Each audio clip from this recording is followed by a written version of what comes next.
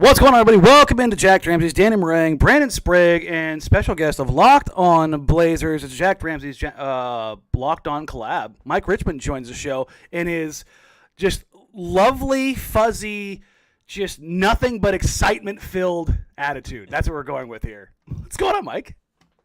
In general, I'm pretty rosy. I got positive vibes. Like it's 80 degrees here still. And it is still summer here. Yeah, everyone loves when you start a podcast talking about weather. That's what I teach at podcasting school. 100%. Listen, the Blazers didn't look very good on Sunday, but it's not over yet, baby. It's not over yet. We got chances to look bad in the future too. They look bad on Wednesday, bad next week.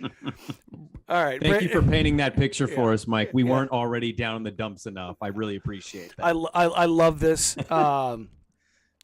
Mike, thank you for joining us. We've been talking about doing this for a while, back and forth. I was hoping we would have a situation where I think you and I look at things very much the same and come to different conclusions a lot. And that's part of the reason I like listening to you, is that we kind of come at things in the same way. We end up in different places. I don't think we're ending up in different places right now, unfortunately. Well, yeah. I mean, long way to go. We could there's still time for disagreement, but right now, it's if you were lucky enough to watch the game, you know what you saw. Yeah, and can I interject real quick, Danny? Okay, so that's interesting. I kind of did get a different opinion from you guys. What's your take? Give us your take. Well, there's not really a take. It was more. So I listened, Mike, to your pod this morning, and then I'm more gauging this off of Twitter because me and Danny haven't potted till right now. Yeah. It feels like there's an in-between here of you are acknowledging what Nurk has been or is. Mike is also doing that. But the divide seems to be, I took away Mike going, hey, I saw this last year and I saw it 2 years ago and it didn't end up being better. And you kind of seem to be in it's preseason. It's not, this isn't necessarily who they're going to be. That's I guess the difference that I've noticed. And I'm gauging this off of Twitter versus like hearing one guy actually speak. So I was really interested to dive into this today because again, you highlighted, I think you guys view things very similar. Just sometimes the takeaways can be different. And this is one of the takeaways was like, oh, okay, I cannot wait to talk to these guys because I want to see how we all kind of feel about where this team is. I think for me, at least, the idea of Jusuf Nurkic might be a little bit beyond what it can be right now. And I say that because this is a guy who, and again, press conferences, winning, losing press conferences, all that kind of stuff, saying the right thing. Nurk's actually been pretty good at those for the most part, I would argue, throughout his career. He kind of gets what's the vibe, right, Mike? Yeah, I mean, some Nurk can get mad, and then when he's mad, it's too late, and then it's and then he's But I would think in general, when he knows how to say the right thing, particularly early in the season. He's on message. And so, kind of with that idea, I looked at this and went, okay, he says he's in the best shape of his life, or whatever it was, and after playing 2 months for FIBA, playing for Bosnia, you're like, yeah, you should be in pretty damn good shape. He's in December. If he's in December, this team's in trouble at that position because they have no depth behind him and he can't play 20 minutes. Like I don't think there's everyone's like, well, he'll only play 28. I don't think he can play 20 minutes right now. And for all of it's still preseason. I don't think people realize that the season is a week away. And there's no amount of getting him up to speed in a week, 2 weeks. He's a month. Like when you're that big, you don't like just ramp up and like go. You aren't Anfernee Simons or Damian Lillard where you're 205 pounds and like, all right, let's go. And you kind of get your wind as you work through the season. Like there's been multiple times where he's not just tired, like he's doubled over at the free throw line. He's sucking air. He's trying to. I mean, you look at the Jazz game. He got switched on to Jordan Clarkson. And he actually did a fairly decent job in isolation against him. It's like, oh, that's not bad. Ant reaches in, takes kind of a cheap foul, and Clarkson goes to the line. Nurk is done. He is gasping Not like, okay, I'm a normal big guy, tired. He's like, it was, I can't go.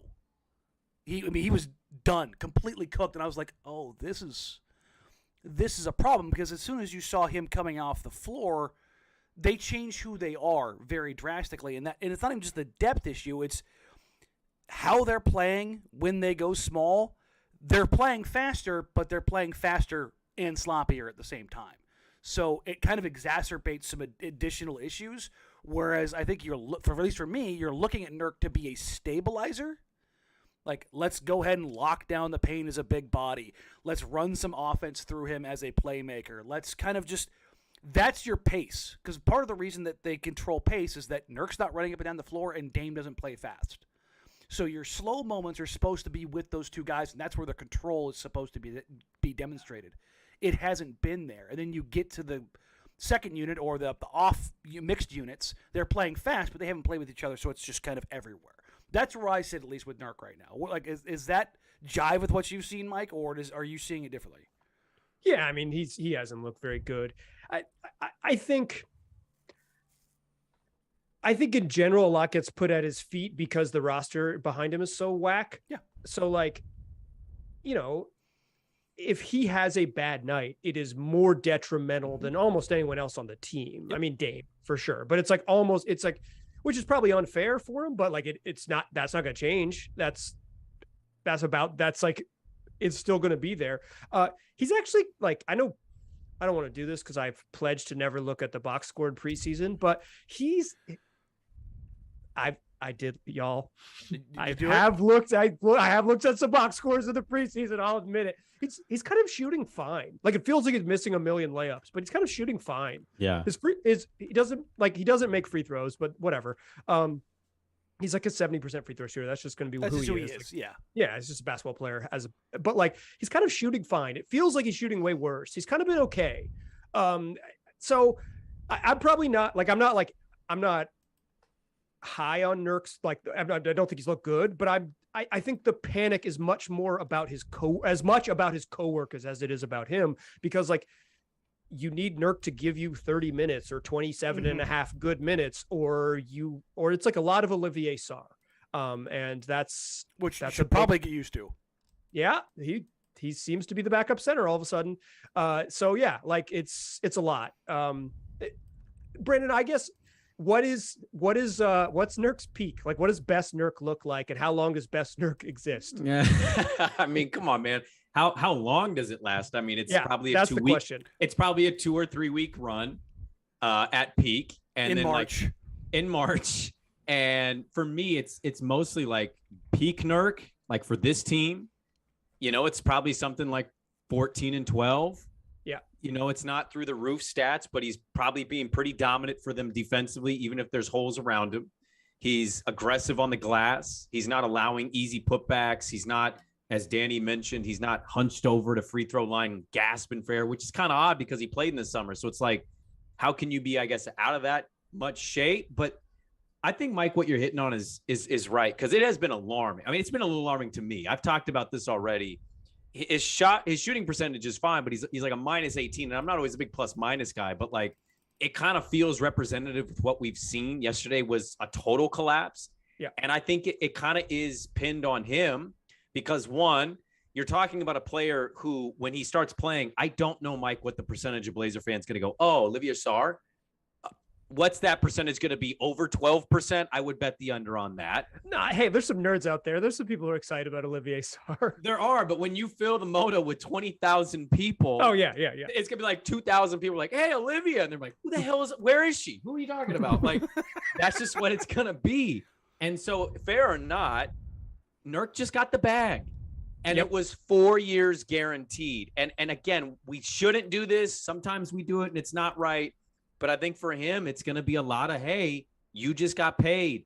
Give us the production. Make up for where this roster is lacking. And I think that's the concerning part, is he might not be able to. And so, like, where's that hostility and attitude going to be? Because we've seen he can, as high as he can get real low and woe is me type attitude too. And that's what we're familiar with.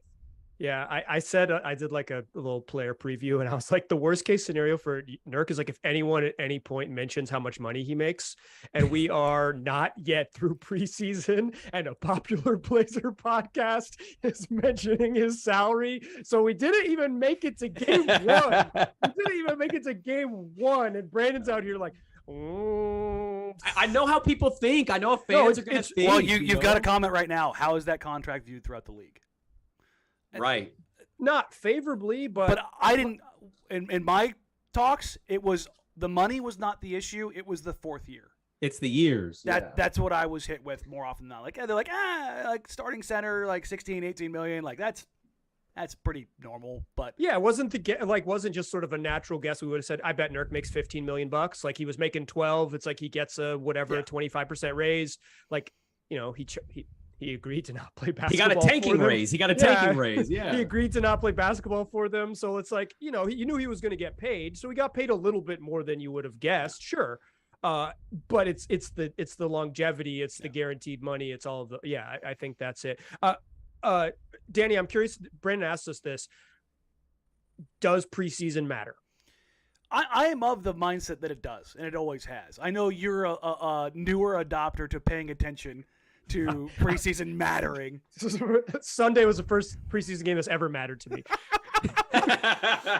Like Mike's making fun of himself as he's doing. He's like, "You're such a nerd." Yeah, I know I am. Well, I mean, I beat Brandon over the head with this last year. I go, listen, man. There's things you can glean from preseason that, and I am firmly with you in the box scores. I don't care about preseason box scores. I care about process. Like, just watch the games. Yeah, like let me see what's happening here. And as ugly as they look, the turnovers, like that's something I think that's a very easy thing to get past. The fouling is something that's something that's muddying up the game a ton right now. Just how they also shot poorly against Sacramento. Yeah. Like if they if they make like a normal number of threes, it looks a little bit better. Yeah. Sure. But and all of those things you can see when you like, some of it is just kind of sloppiness. I'm with you that I'm not worried about that. But the defense looks miles away from where you want it to be. And that was the other thing is that I'm sitting there with my notes and I'm watching. It's Sacramento. It's Deere and Fox. And they're opening dropping hard. Number one, Nurk was at the free throw line and like never came above. It was the most he had dropped all preseason by a metric crap ton.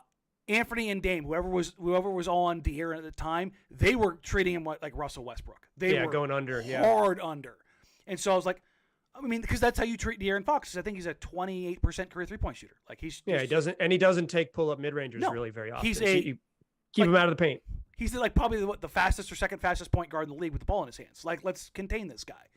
Well, they added Kevin Huerter, and Harrison Barnes looks like he found a time machine, and Keegan Murray can shoot the hell out of the ball, and Sabonis is a hell of a passer. And all of a sudden, there was more than one or two things Portland needed to stop, and right now, they are not geared to stop more than one or two things. The one thing I think that they've done well is that they have collapsed and corralled drivers. The problem is what happens after that.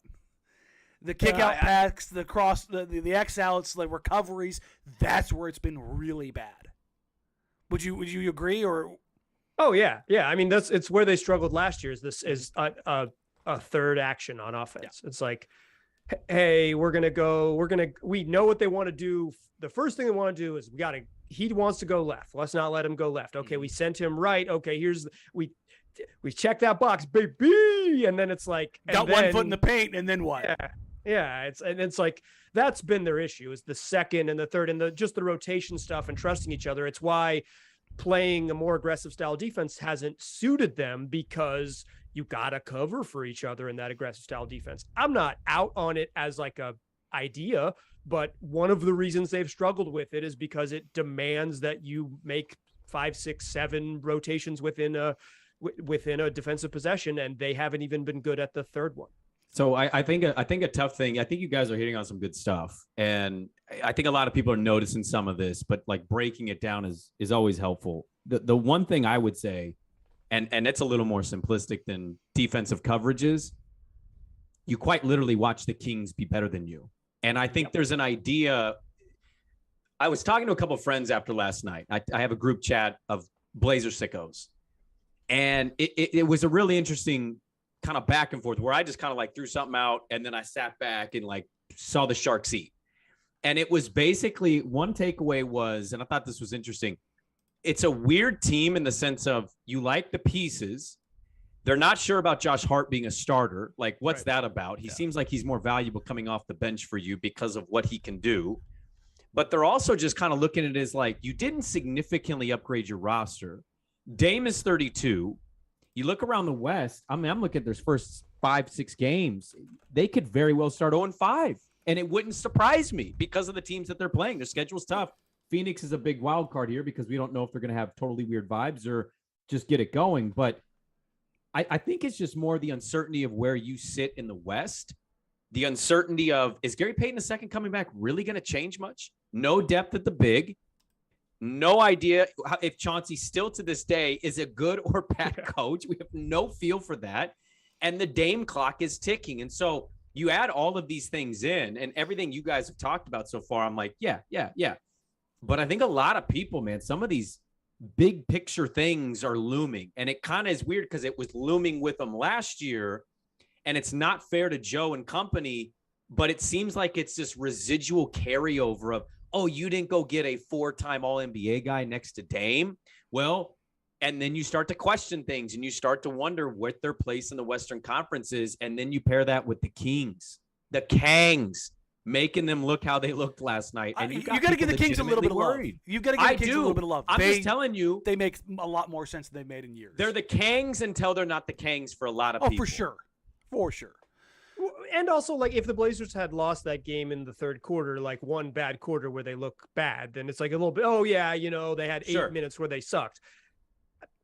They haven't had like a really good 6-minute stretch where you could say, like, those dudes, if we find those dudes, we're going to be okay. I think that's it was a 4-minute stretch against Utah. Yeah, that's openly trying to get Victor Wembanyama. But that's kind of the point, is they couldn't get to the 6-minute point, and it was against Utah. Like, yeah. And they were after a rocky start against the Clippers. I think they played pretty well in that second quarter. Mm-hmm. Not great, but they played fine. Like, I wasn't hit shots, but like they executed what they wanted to do and didn't look lost. Yeah, that game didn't worry me at all. The Utah game the next night, I was like, oh no, this team's bad. And then like, you're like, okay, they're going to get it together. Like, second night of a back-to-back. Utah has like a lot of veterans, you know, like whatever. They actually have like a weird, like sneaky competitive team. They're going to be one of those teams that like has to actively get worse. And then you go into, it's like Sacramento. It's like, that's the 11th best team in the league. This was a dress rehearsal. Both teams kind of played it straight up, and the Blazers looked non-competitive for the first half. Mm-hmm. Yeah, I mean that's kind of what this team is built around one guy in Damian Lillard. Is there, or do you any cause for concern, Mike, as far as how he's looked? I didn't think he looked good against Sac. In general, no. The track record just kind of speaks for itself way too loudly. I'm not panicking yet at all about Dame. I believe in him. If he's let's right, give him a month, guys. Let's give him a month. He hasn't played in 10 months, and that's kind of been like my whole. Let's give him some feel. Yeah, some run up. I do think there is a pushback between what he wants to do and what the ideal Chauncey Billups offense is, and I think they will have to figure that out every day forever. Is that tempo, Mike? Is that tempo? Is that any different than Terry saying we're going to run this year and then they don't? Like, isn't that kind of the same? Idea? It is that part. The sort of, I would say the big picture stuff is freaking identical to the Stotts era, right? Like, it's like this coach wants to play faster. This coach wants to move the ball. But Chauncey is trying to get the initial action of Dame sprinting through the paint and off a screen and then catch and then go from there.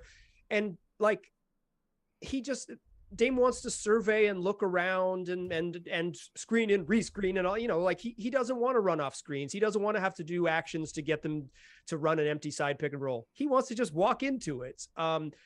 It doesn't mean that he can't do it. And I don't mean to paint Dame as like incapable. I mean to paint him as stubborn. Like, he wants to play the way he wants to play. And he's been great at it. He's built a Hall of Fame career kind of. He's a top 75 player who scored 30 points in a season or 30 points a game in a season. Like, he's been like on obscene efficiency. Like, so it's like when the best player on your team, one of the best players in the history of the sport, is like, this is the way I want to play. I tend to be like, Yeah, do that. but isn't okay. So I think you're kind of driving this. I don't want to cut you off, Danny, but No. Mike, I think is driving something it's kind of a concern for me. Mm-hmm. Is I have zero feel of the coach, and I keep hearing him do an interview or a post-game press conference, and I'm hearing something that just isn't what I'm used to seeing the star player do. And that's not, again, to Mike's point, to indict Dame. Dame has been doing this, I mean, top level stuff for his entire career. But it's like, isn't that kind of on the coach to, I guess, figure that out? Whereas, like, I have a hard time just seeing Dame go, okay, I'm going to basically be, you want me to be Steph Curry. You want me to dribble up, get rid of it, run around some screens and get an open shot. That's good in theory, but we have yet to see that, I guess, him do that. And that's what my concern is. Like, if the coach is preaching something and the star player runs something slightly different, I don't know, maybe that comes to a head, or maybe you worry about that. I mean, this is what goes into the season, is their head coach is one of the biggest question marks. And that's not always the most assuring feeling. I don't know about you, Mike, but this is why I think you and I at least see somewhat eye to eye if we vary on the numbers. Why I don't really bang on coaching all that much, because Terry Stotts did what was best to get the most out of his best player. Like, it was like, well, I want to see Dame run off the ball more. I want to see him, playing like Steph Curry, or I want to see this, I want to see that. And I'm like, no, Terry wants to win. And Terry wins by getting the guy who's his own offense unto himself 25 looks a night in the manner that he likes to get him in. Everybody else falls in line after that.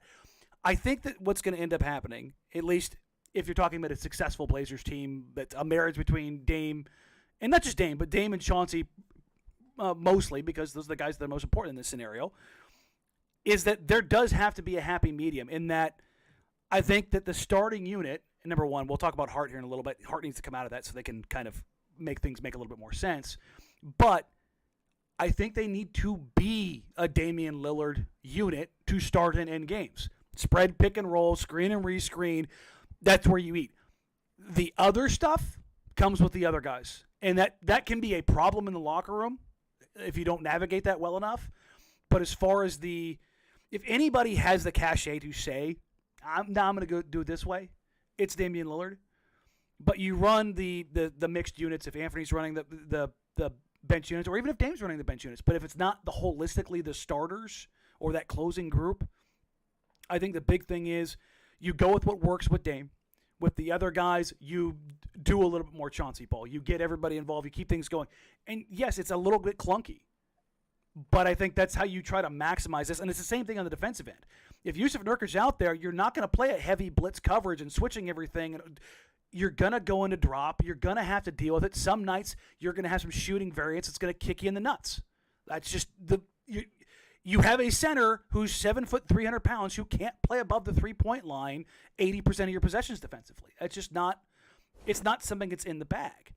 So you play him in drop, and when you've got Grant or Winslow or Sarr or whoever it is that's playing at the 5, and you want to trap and be aggressive and use your athleticism and get out, that's the difference. Is it's all of the secondary guys. It's everybody after Damon Nurk. Everybody else but Damon Nurk fits kind of like the newer style. And that's not to squeeze Damon Nurk out, but I think you have to find these optimal pathings to get the most out of both of these kind of player groups. Yeah, I mean, isn't the art of coaching is figuring out that balance? Like that's what his task is. I would lean, because I'm like just like pro-labor communist or something, but I'm like, just let's just let Dame do it. Let Dame do what he wants to do. But the art of coaching, like the magic that makes this is going to make it work, is that Chauncey has 4, 5, 6 things in his back pocket that are really fun Dame off the ball stuff that scares and breaks defenses because Damian Lillard is running off screens. The idea of that is perfect, because it is the thing that scares defenses. Is that very simply? Think Steph in the elevator plays, right? For years, like, oh crap, you gotta be, it's coming, and then it's just kind of your pet plays that you go to. Yeah, and it helps because the guy who's screening for Dame off the ball is now more dangerous because they want to get through that screen. Okay, you open up, you get, like, it's all of those things, right? You want that, but you don't. The balance is like, is that 80% of the playbook, or is that 20% of the playbook? And I think to me, I would lean letting your guy do what he does, because we don't have a track record of Dame being very good off the ball. I am not an NBA coach. I'm a podcaster. It's like, I don't know all of the nuances of it, but to me, it seems like the stuff that Chauncey wants to do should be the like, hey, let's go to it when we need it, as opposed to the base. And that's, I think, where the pushback is like, what's the base and what's our go-to, and what's the push and pull between those two things. So in the first, 25 minutes of the podcast, we've determined that me, Brandon Sprague, Jusuf Nurkic play better with your contract, and Mike pro-labor communist. Did I get that right? Is that the headlines from our podcast? Okay, good to know. Yeah. Let me ask you then. So let me throw it at both of you guys. Do you think that Hart being inserted in their starting lineup, whether that lasts or not? I mean, Chauncey's been on the record of saying it could be a turnstile, right? It could be Josh for 3 weeks and then, hey, we're not getting the results. Okay, Justise, your turn. And, oh, hey, Nas, you're playing better. Okay, here you go. I'd rather have Justise in there. I think it makes better sense with their lineup, and I'd love Josh off the bench. Do you think he put Josh in there to get more of what he's aiming to do, more so than to say, how can I get what I want while still maneuvering or working with Dame on what Dame is comfortable with? Yeah, I mean, theory, Justise Winslow can pass, right? Like you're not sacrificing too much. Like he played point guard center in his first, in the years 3 and 4 in Miami. Like he's got some juice with the ball in his hands. He's probably better with it dribbling than he is spacing. I think the Josh Hart thing is just because those are your 5 best players, and the coach just wants to put his 5 best players in the court because that's maybe your best chance of winning. Yeah, no, I don't disagree. I think maybe there is a little bit of that, though, of what you're saying, Brandon, of getting him in there just because that maybe Hart. Cause I feel like the messaging that I've gotten from the organization is that Chauncey loves Josh Hart. Josh Hart. And whatever he can do to get him out there, because he's kind of like not one of his guys in like a negative sense of like he's elevating him over other guys. It's just that he's more of his guy. Because I think all 3 of the forwards, I think Nas, I think Josh, and Justise are all guys that Chauncey loves. Like, he likes that kind of player. 6'5", 6'6", has some juice doing different things that you can just kind of mix and match with. But everybody keeps saying, why is Josh Hart starting? Why is Josh Hart starting? Why is Josh Hart starting? If you didn't see it because it was on League Pass and it wasn't carried anywhere, last night, Nassir Little came up to the podium and they talked about it. And he basically said, I wasn't hurt by it. I wasn't surprised by it. I'm not the dude that I was in January. He's not ready. So that if you're, again, I'm stealing from Richman here, context clues, folks. If you're looking through all of this, Nas ramps up around December. It's probably a good idea for him to slide in there if he earns it. And then 2 months later, Josh Hart's gone. Like, and just in general, like it's you wanted it to be a tougher choice. I don't think this was that tough of a choice. Like I could see the Winslow thing, but like I pushed back on the Winslow thing a little bit. I mean, if you're talking about just Josh and Nassir, it wasn't close. Like that's at all. But I think Justise has looked the best with that group by far. Yeah. That opening shift the opening 2 shifts that he had against Utah, I was like, oh, he's doing stuff without needing to touch the ball. Yeah. Generating steals, keeping the ball moving. Yeah. Really active on defense. I would say that's a big thing I noticed with him. Yeah, no, he's been good. Like I think you could debate the Winslow. That's what I was trying to say. You could debate the Hart Winslow thing. I don't think you could debate Nassir Little. He just hasn't been good. Even Nassir said as much. Like I talked to him Saturday before they went down on Sunday, and him and Chauncey had always said that the plan was always for Nas to start on Sunday, and then Saturday. Hey, do you think Nassir Little's going to start? You don't know, man. That's up in the air. And as soon as he said that, I was like, oh, they're going with Hart. Like, we kind of knew.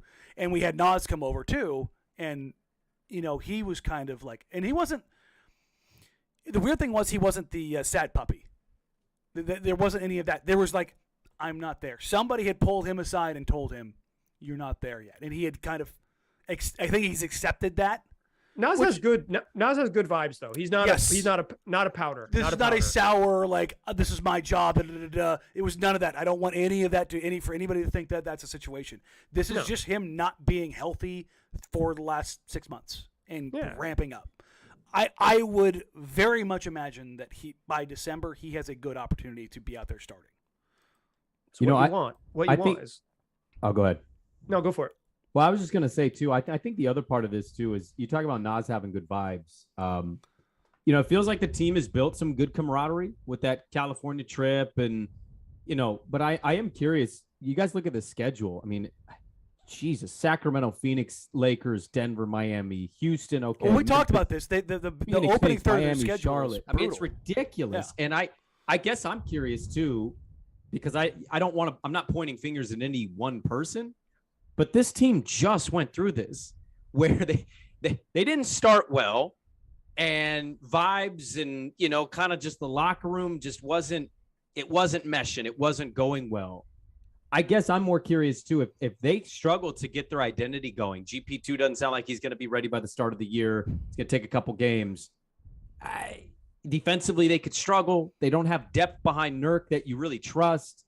You're probably going to get beat up on the boards. We're talking about rotations and lineups. And are we worried at all about this, about them starting their first 15 games, not ideally at all, and what that kind of means for them and where they're going this year?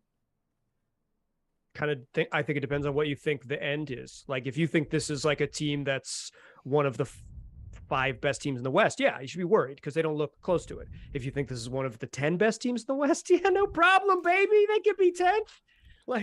They need to get through their first. I think I did the math on this. I think it was the first 24 games. They need to get through the first 24 games to be at 500. Typically, that's really what they need to be. Typically, by game 30 in the NBA season, you know who's good or not. Mm-hmm. If they're, I don't know, if they're 8-16, that's a bad team and they're not coming back. It's yeah. It's. I don't. We know they're going to make moves too. So totally, and you don't know what that's going to look like. But right.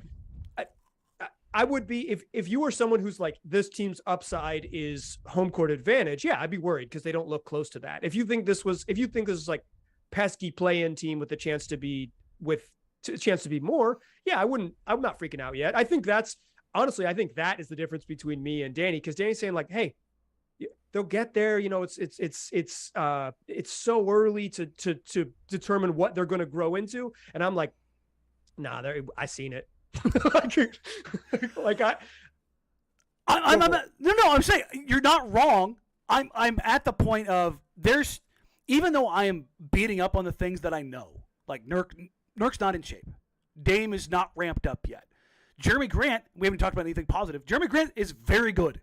Grant is everything is advertised. He's the best wing this team has had in 15 years, and it's been tremendous watching him play. I was he's had 4 plays a night, where the Blazers, you wouldn't get 4 plays a week out of their wings. They're giving you 4 plays. He's giving you 4 plays a night that makes you stand up and go, "Oh shit!" And it's I mean, he bullied through 2 guys on that grab and go last night against the Kings and just packed it. And I went, haven't seen that in a while from a Blazers wing. If you want to talk about optimists, I'm looking at that. I'm looking at Nassir Little ramping up. I'm looking at the moments of Shaedon Sharpe. I'm looking at Trendon Watford being getting out there doing a few things. I'm looking at Anfernee Simons finding his shot last night. There's little things that I expect to kind of come along. And this, I know, Mike, we're pushing up against it for you. You don't usually go past the 30-minute mark here. I'm exhausted. Mike held me for an extra 25 minutes. We're holding Mike. I don't give a damn. We really talk about this much, and it's a big topic. The idea of how Dame and Ant are playing off each other. It hasn't been great, and everybody knows. I'm the Ant guy. But I firmly believe that they will figure that out as far as the balance is concerned. And I have belabored this point to 1,000. Do I think it's going to be perfect? No, because they are both ball dominant. But Anfernee is a guy, in talking to him over this summer, he told me he got his Rip Hamilton on. He was working on, if you were to think of a guy in the NBA who kind of embodies that off-ball shooter, hard to find a guy outside of Steph Curry that embodies that more than Anfernee Simons. You're talking about a guy who's a 50% catch-and-shoot guy over the last 2 years. Whether it's one dribble, pull-up, off the catch, off screens, he shoots the hell out of the ball. I think that's a way to kind of keep a little bit, again, that 20%. If you're running those pet plays for Dame, but you're running those actions more often than not for Ant, The difference is Ant needs to find those moments with that second unit where he's getting his. And that's where the balance, and you saw that last night a little bit more, where he was like, there was very clearly direction to Anfernee Simons, or he decided, I'm going to shoot the hell out of this ball tonight. When it hits my hands and I'm open, I'm not deferring anymore. And all of a sudden you started to see shots go in, which, that's, you kind of expect that. Are you looking at that, Mike, as like, is there an optimal level for success that surpasses what Dame and CJ had offensively? Not necessarily in points, but team-wise. Yeah, I mean, CJ just likes to dribble more. So, like, it's, so it's just like Ant is a better fit in terms of, like, what he wants to do. He's a great catch-and-shoot shooter, one of the best in the league. I would say I was surprised, even in the moment when Anfernee Simons, I was in the locker room, so I missed this, but it's like when Ant got asked about his fit with Dame, I feel like Ant is just shooting bricks. Like, I do not think and then he was like, yeah, I'm still a work in progress. And I was like, really, dog? I feel like you're just missing shots that you make. Like, to me, it was like there was one early in the Utah game where Dame does what he does. He beats his man and drives hard to the left. We've seen him do it 22 million times. That's what he's going to do. And Ant relocates to the opposite right wing and catches a perfect pass from Dame and shoots a brick. Like, it was just gross off the back rim. Great.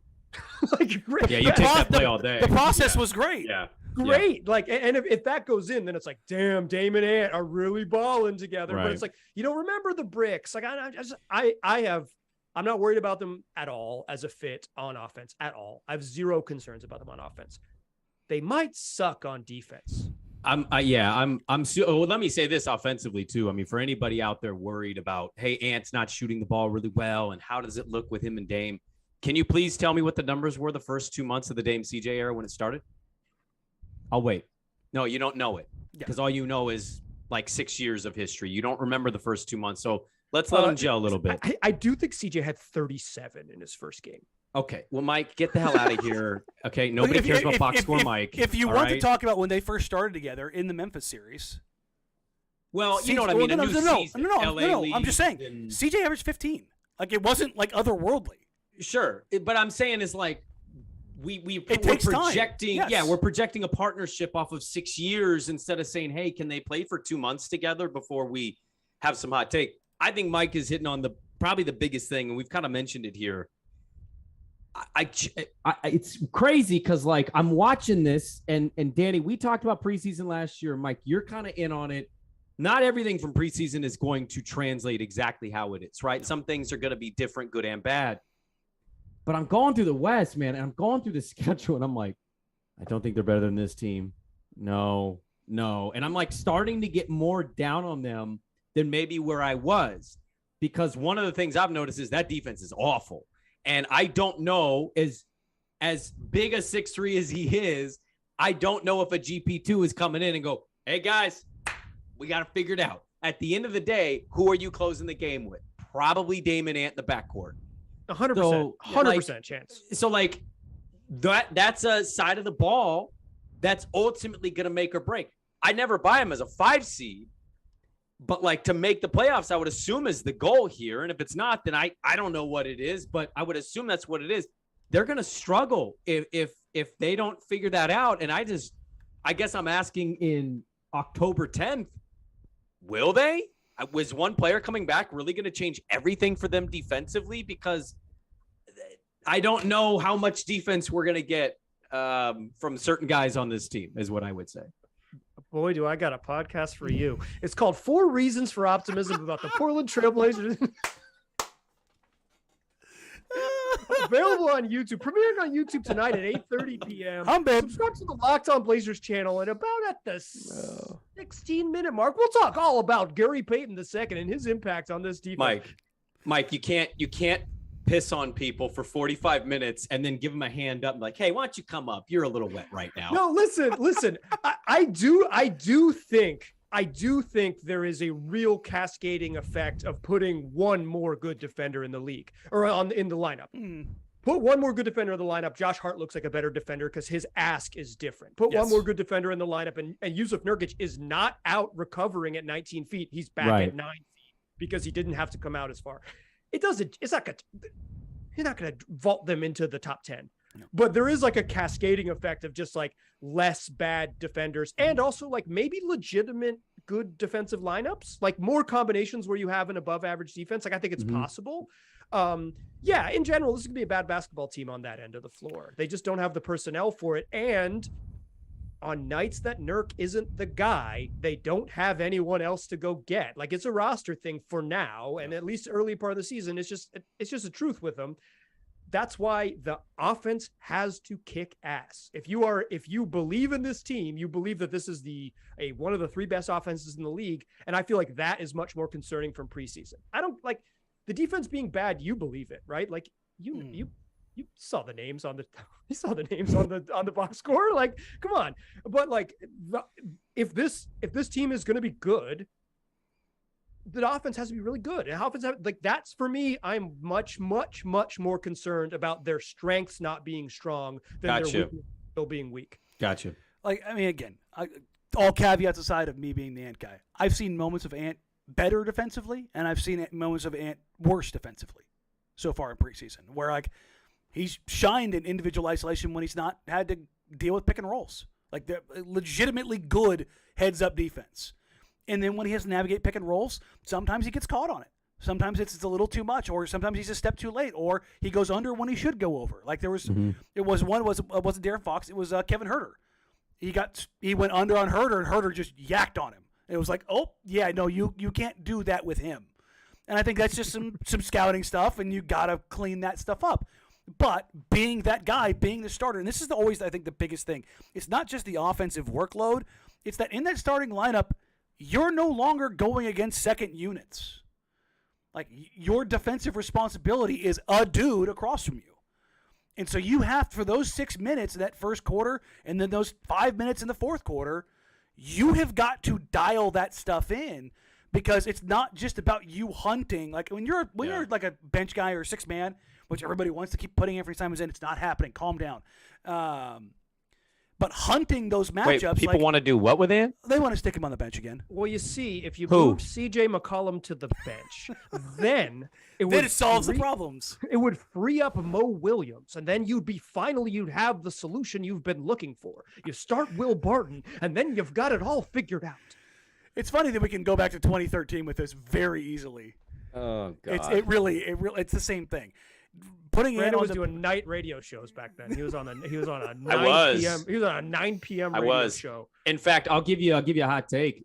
When I was doing that night radio show, they had like a 3 or 4 game losing streak. I think I went to the air and was like, "Hey, he might be Jamal Crawford. Okay, it might be 6-man. But it's 6-man him. Oh Jesus! It might be. Yeah, hell yeah, I was, man. I was like any other Blazer fan. You're freaking out as soon as they lose 2+ games in a row. You're like, oh shit, man, we're in the standings. You know, we're not looking good right now, and you panic and you're like, oh, it's 4 games of 82. No big deal. I mean, you heard my podcast. I'm pretty mad about 0-3 in the preseason. Yeah, you are. Yeah, I heard that. I love how you're not counting the game against a second-tier Israeli division team. I do appreciate that. With American free agents that aren't on the roster. 3 NBA players. Come on now. With American free agents that aren't on the roster. No, I'm not. That one does not count for me. It was entertaining, but it was a lot of fun. Let me tell you. I was more upset it wasn't on television because we had that god-awful football game, and I'm like, cool, Shade Sharp's going off. The decision made, whether it was the Colts Broncos or Blazers Maccabi, I made the right choice going to the Blazers game. Yes, you did. Well, we also went to that game. We went to the Jazz game instead of watching Victor Wembanyama. Yeah, we made mistakes on that one. That was a mistake by you guys. Yeah. So, it came back on Thursday, comes back around. A little karma about it. Yeah. But as far as like the defensive side of things, Dame's Dame. I just, he needs to be better on that end. There's no doubt about it. But like how much better, mileage may vary. I do think you're going to get good Anfernee Simons defense, and I think you're going to get bad Anfernee Simons defense. I think he legitimately cares, and not that CJ didn't, although that's up for debate. I do think Anfernee cares about how he's perceived on that end and wanting to get better on that end. Now, is that if Ant becomes like league average, is that passable? Does that make the defense that much better? I don't know. Not necessarily as far as like what Chauncey wants to do, but if he's passable in that second unit of Ant, Hart, Justise, whoever ends up being Nas, what? Yeah, GP and Olivier Like Sarr. Yeah, like whatever that ends up looking like. If you can't really like hunt anybody, can they make their bones in that grouping? Yeah, I think that's something to kind of like if you're looking for something positive or where you can like pull some strings, because the starting unit's a starting unit, the closing unit's a closing unit. Like that, like what Mike said is spot on. They just need to snowball offensively. Like in my mind, the best world is you get Nurk a couple touches early in the fourth quarter, but then you're basically relying on him as a release valve and a defensive presence. Otherwise, it's Dame, Ant, Jeremy, Josh just steamrolling other four-man units offensively. Like that's kind of where I end up sitting as it pertains to like what you're hoping for from that grouping. I think the dangerous thing is assuming Nurk's available in the fourth quarter and hasn't fouled out. He'll only have 4 fouls by then. So give him 2 more minutes in the fourth quarter, and then he'll. Yeah, you got to bring him in with 4 minutes left, not 6. Yeah, exactly. How much has either of your perceptions changed in preseason? Because I think I went from them being, I mentioned this, I thought they were like a mediocre team with upside to I feel like they're a mediocre team and I don't love their upside as much. How much has your perception changed from 3 games that don't count? I feel like Danny's going to have a much longer answer than me, so I'll sum this up. It's basically where you're at. Like, just being dead honest with you, it's not everything from preseason, but I mean, I just look through the West, man, and they need a couple teams to really blow up. They need the Lakers to blow up. They need the Suns to blow up. I buy Minnesota. I think Dallas with Luka, I know it's wood, but I think Dallas is still going to be feisty every night and good. Like, yeah, they're good. I'm a little more down on them than where I was when the roster got completed. And I am allowing some of that preseason stuff to sneak into my brain, but I also know that they're going to make a few moves. And so I'm allowing some wiggle room if they can stay afloat to make those moves and maybe be better than I think right now. You're just like, oh, Jared Vanderbilt will get that rebound. I'm not worried. Hey, give me him all day, please. You're like, oh, I think Jared will get that. Oh, that's cool. It's cool. I know that they didn't get that board, but in January, Jared Vanderbilt will get that rebound, so it's fine. Mike's not entirely wrong with where I'm going here. I mean, Brandon, you and I have talked ad nauseum about where I view this team, and as someone who wants to see this team build towards a title, like that's ultimately like what I've always been about. If you're not building towards something, tear it down. You should be, if you're not building up, you should be tearing down. And I think that they want to see exactly who's who and where's where before they take their next step. And I think they do have a little bit of that luxury because of the way the roster is, because there was only so much that they could do. You had 9+ years of Neil Olshey, and you had nothing left in the cupboard. And they did what they could. I think they got the best player that they have gotten into this city in Jeremy Grant since Damian Lillard. Like as far as like adding a player of consequence at a position of that matters, and so they've taken at least one big step. But beyond that, I don't know what they are, and I'm, as much as I've said it over and over and over again, I am giving this until the trade deadline, and Cronin has said as much. We don't. I mean, for the love of God, folks, he flat out said in the press conference at Media Day, not going to win a whole lot of games early on. He did say that. He did. It was a remarkable moment when he said we won't measure the early season on wins and losses. The dude in charge. Ding, ding, ding, ding, ding, ding, ding. You listen. It's not the same way the other gentleman would have talked about the team. Yeah, but championship dinners, baby. But it should have been louder. It should have been louder than the bravado. Is someone saying plainly, we might not be good early in the season. That should have been if they knew it then, he knew it before they started training camp. Yeah, he did. You gotta trust him. Listen, sorry. On that note, Mike, real quick. When Joe Cronin says something, probably you should listen at this point, right? Yeah, I think I was talking maybe to Brandon about this, but I just don't know him well enough, like his public comments to know if like it's BS or not, right? Because like some people are good at BSing in a press conference. And so I was like, I want to be, media day is going to be the day where I realize, when Joe talks, is it real or is it smoke? He was honest with us. He was honest with us. it was probably none of us, even the three of us on the show, wanted to hear, but like he was pretty freaking honest with us. That's why, listeners, get your pitchforks ready. We're going to Joe's house and we're going to ask, why isn't Jabari Walker playing more? What's the mystery behind What is that, by the way? Do we know? He's 20, a second round pick. Like, I've asked, and it's been mostly it's preseason basketball. Who gives a shit? Like, play him and Shane all the minutes. What are we doing? The coach is playing the dudes who are going to play. Yeah. Like, like he's showed you who's going to play. And right now, the coach doesn't think the 57th pick in the NBA draft is ready to ride. But luckily, they're going to play a fake game on Tuesday against the Warriors. I bet Jabari's going to play a whole bunch. A whole bunch. Yeah. The unfortunate part of this is that Sunday was probably the kind of dress rehearsal night, and it wasn't great. That's the lasting image before we go into regular season basketball. But as far as preseason changed anything, it didn't really change anything because my expectations were pretty low. I full disclosure, I put money on them to beat the over. You got him at 41 wins. I got him at 39.5. But no, the line was 39.5. So you 40. But yeah, 40 and above. Like 40. Yeah. I'm like, Damian Lillard is better than 41 wins. That was basically my justification. Like, are they drastically better than that? Probably not. No, but 40. Like I've told Brandon, 43 wins is where I've just had this team pegged from the jump, and it can be anywhere between 41 and 44 with coin tosses in between. Mostly because I believe post-trade deadline, not necessarily the moves they're going to make, the tanking is going to be so egregious that those final 30 games, those could be games that they could just blitz through because teams are just trying to lose. Like, if you look at those final 30 games, outside of the final 2 weeks, it is nothing. It is nothing but teams that are going to tank. And by then, the Blazers will have Jakob Poeltl, so they'll have a much better center right there. So they'll be really doing work. Listen, I've heard Poeltl's name more in the last month than in the last. He's getting traded somewhere. He's not going to play for the Spurs. He's not going to play for the Spurs. Him and Keldon Johnson are both probably on their way out. So the teams that are going for a generational alien are going all in, and we get Jakob Poeltl. I know. Listen, let's not do that to them now. Yeah.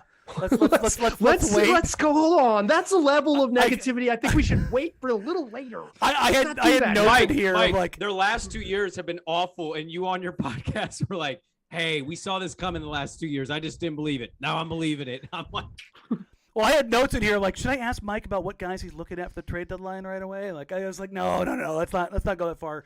But like that's the way I am already beyond. Are we sure Portland's not one of these teams, by the way? Yes. How can they pull the plug? Yeah. They just there's too many plugs to pull.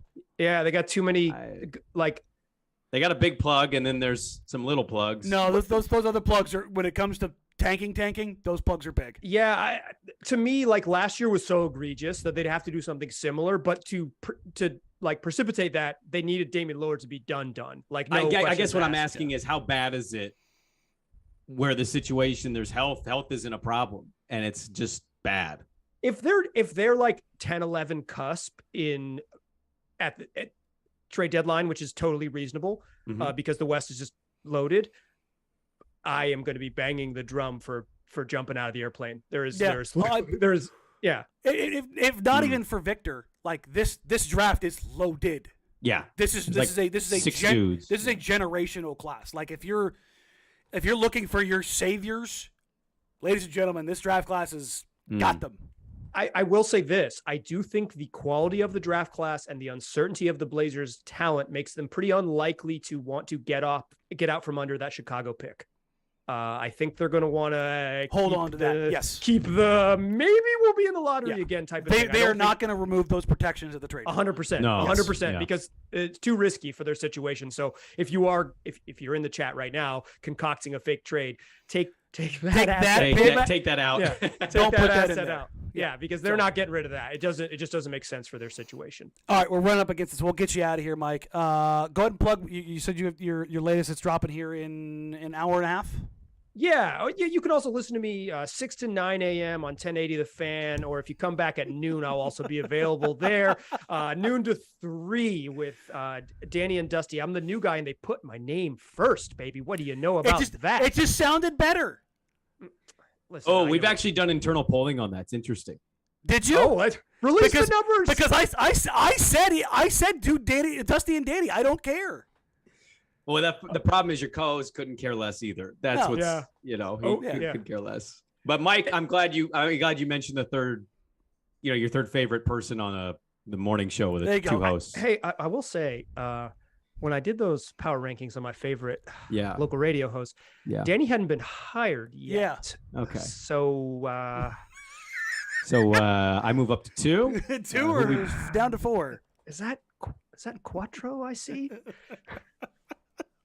Brandon Quattro Sprague, thank you. That's Quattro Sprague. Thanks for hey, I do.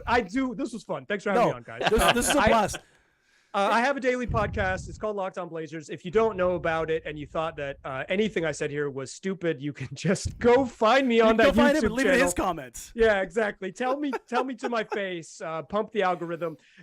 It's 30 minutes a day, bite-sized content. You could start your day with it. It's a bunch of fun. There's plenty of room in your day for it. You can even listen to it in between Brandon and Danny's radio shows. Listen, folks, I always say this. There's enough room for everybody in this market to eat. I'm never going to downplay whether it's Mike, whether it's Jason, whether it's Sean.